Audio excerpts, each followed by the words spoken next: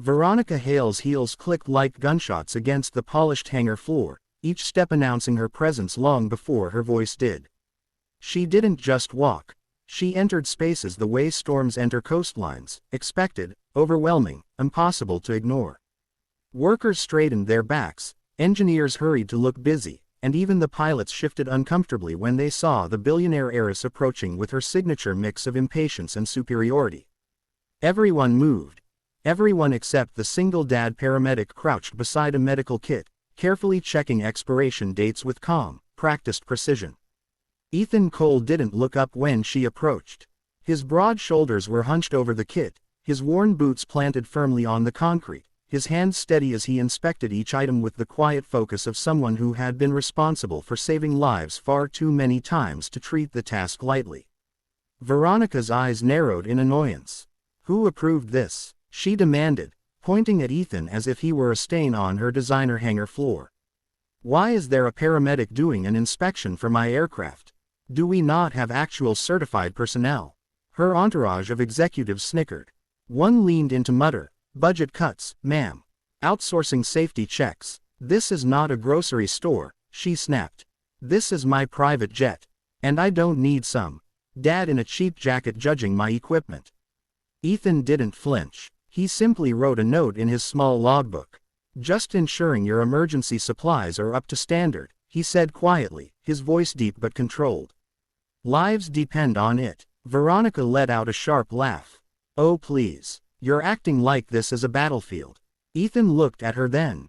Just for a brief second, his eyes steady, unreadable. "Ma'am," he said softly, "you'd be surprised how quickly normal places turn into battlefields." And just like that, he returned to his kit. Veronica felt her jaw clench. No one ignored her. No one downplayed her words. She turned away sharply, her irritation directed now at everyone in her sight. "Where's my pilot? We should have taken off an hour ago." "Running late," an assistant murmured. "The backup pilot hasn't cleared your preferred route." "Wonderful," she said sarcastically. "Everything falls apart unless I supervise every second." She stopped mid-sentence when she realized Ethan was now inside the cabin of her jet. "Hey," she barked. "You cannot just walk onto my aircraft." Ethan looked back down the aisle. "Your oxygen pressure valves are mismatched," he said calmly. "If you fly like this, your system will fail at 28,000 feet. Veronica rolled her eyes. "My engineers checked those. They missed this one. You think you know more than my team." "I know what kills people," Ethan replied simply. The words silenced the room and left Veronica momentarily speechless. She opened her mouth to respond when a shout echoed across the hangar. A crew member sprinted toward them. "Ma'am, your pilot." He collapsed. Veronica turned sharply, her stomach dropping when she saw the man slumped beside a service cart, his skin pale, his breathing shallow and rapid. The engineers panicked, shouting for help, but no one moved with direction. No one except the single dad paramedic she'd just mocked. Ethan was already at the pilot's side, snapping open the medical kit he had so carefully examined minutes earlier. Lily, his 9-year-old daughter, watched from her corner with wide eyes but didn't cry. She trusted her father. Ethan touched the pilot's neck, checked his pupils, then his breathing. "Anaphylaxis," he said quickly. "Severe." "How?" Veronica gasped. "He was fine this morning." "Allergies don't care what time it is," Ethan said. His movements were fast and precise.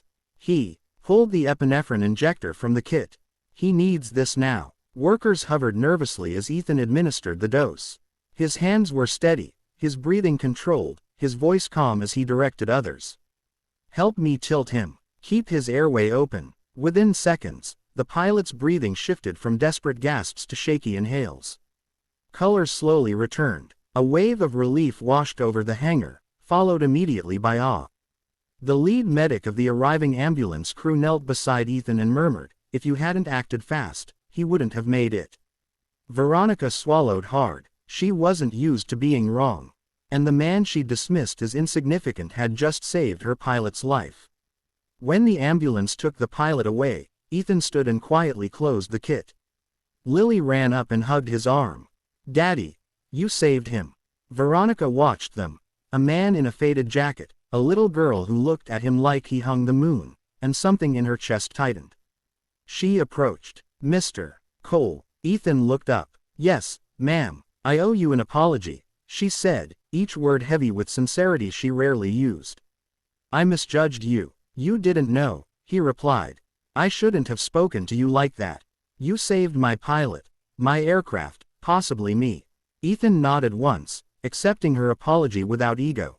Veronica hesitated. How did you know so quickly what was happening to him? Ethan paused. I used to train military medics, he said finally. Combat zones. High-stress emergencies. I left the service after my wife passed. Needed to be home more for Lily. Veronica blinked. You trained medics, for the military. Someone had to prepare them to save lives under fire, he said quietly. He returned to repacking the kit, as though discussing lunch rather than trauma. Veronica was speechless. Not something that happened often. And that was when the head of safety approached her with a panicked face. Ma'am, we found something wrong with the aircraft's systems. Several valves appear tampered with. Ethan didn't look surprised. I told you. But who would? Why? Someone targeting the flight, Ethan said. Possibly the pilot. Veronica felt dizzy. And you noticed what my entire team overlooked. Ethan gave a casual shrug. People see what they expect to see. She watched him walk back toward the jet, his daughter close behind. And for the first time, she wondered if this quiet man might be the most competent person she had ever met. Part 2. The hours that followed blurred into a mix of fear, frustration, and unexpected trust. Veronica stayed closer to Ethan than she did to her own safety team, asking questions, watching him work.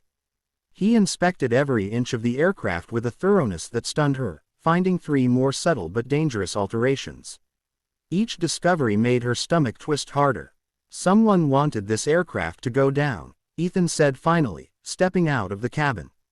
This wasn't sloppy work, it was careful. Veronica ran a hand through her hair. Do you think the pilot was the target, or me? Ethan hesitated, lowering his voice. Based on what was tampered with, it feels like the aircraft itself was the target. She went pale. For the first time in years, Veronica Hale felt small and fragile. Ethan noticed the way her hands trembled slightly. Without thinking, he reached out, steadying her shoulder, not intimately, but with the practiced reassurance of someone who had once comforted terrified soldiers. You're safe now, he said softly. No one ever spoke to her like that. Not her staff, not her executives, not the men who wanted her attention. It disarmed her completely. She took a slow breath. Ethan, would you consider working for me? Full-time. I'll triple whatever you're being paid. Lily perked up. Ethan shook his head, gently. Thank you, but no. Veronica blinked. Is it the salary? I can go higher. I can. It's not the money, he said. It's Lily. I work shifts that let me be home with her. She's been through enough. Lily leaned against him, and Veronica understood. For a woman who could buy anything, this was one thing she could never purchase, loyalty built from love instead of fear or greed. She nodded slowly. Then can I do something else? Like what? Ethan asked. She hesitated before speaking softly. I'd like to fund anything Lily wants for her future. Education, medical school, whatever she dreams of, not as charity, as gratitude. Ethan opened his mouth to refuse, but Lily looked up at him with hopeful eyes, and he paused. Before he could respond, a worker rushed toward them. Ma'am, surveillance footage. You need to see this. Veronica stiffened. Show us. They were led into the security room. Grainy footage displayed a figure in a technician's uniform tampering with the oxygen system. Slowly, purposefully, Ethan leaned forward. Pause it. The guard did. Ethan's voice hardened. Zoom on the gloves. They did. Veronica gasped. The gloves weren't standard issue. Only senior crew had that model. Which means, Ethan said quietly, this wasn't an outsider. Veronica touched the screen, horror widening her eyes. Someone I trusted. Someone who knew your routines, Ethan added. Someone who knew you wouldn't notice until you were in the air. Veronica felt her knees weaken. She sank into a chair. Ethan knelt down to meet her eyes, speaking with gentle firmness. You're not alone. We'll figure out who did this. She stared at him. Why are you helping me? Ethan looked at Lily, then back to Veronica. Because if someone tried to hurt you, they'd try again. And next time, maybe Lily would be nearby. I don't let threats stay unresolved. The sincerity in his tone sent a strange warmth through her chest. She nodded. Then, help me finish this. Please. Together they reviewed the footage until the suspect's identity became clear. Veronica's breath hitched. It's Marcus, my senior technician. Ethan's expression hardened. He had access. He knew procedures. He timed it perfectly. Veronica felt tears sting her eyes, not from fear, but from betrayal. Ethan touched her wrist gently. You'll deal with him. You're strong. She swallowed. Will you stay until authorities get here? Of course, he said. They waited in tense silence. When security dragged Marcus in, Veronica stood tall, fury and heartbreak mixed in her posture. Marcus smirked. You're too powerful for your own good, Veronica. Someone needed to remind you you're mortal. Ethan stepped forward instantly, placing himself between them as Marcus lunged. The guards restrained him quickly, but Veronica stared at Ethan, shaken by how instinctively he protected her. When the authorities arrived and Marcus was taken away, the hangar finally settled into an uneasy calm. Veronica approached Ethan slowly. You saved my life twice today, she whispered. Once in the air I never reached, and once on the ground I didn't know I was standing on. Ethan gave a soft smile. Just doing what I can. She stepped closer, her voice barely audible. Most people want my money, my assets, or my influence. But you only wanted to keep people safe. Ethan didn't speak. Veronica looked at Lily, then back at him. I hope this isn't the last time we meet. Ethan held her gaze for a long moment. Neither do I. And as Veronica watched the single dad paramedic walk out of her hangar with his daughter's hand wrapped securely in his, she realized something she never expected. Her world, full of power and wealth, had finally met someone who didn't bow to it. And that quiet strength left her completely still.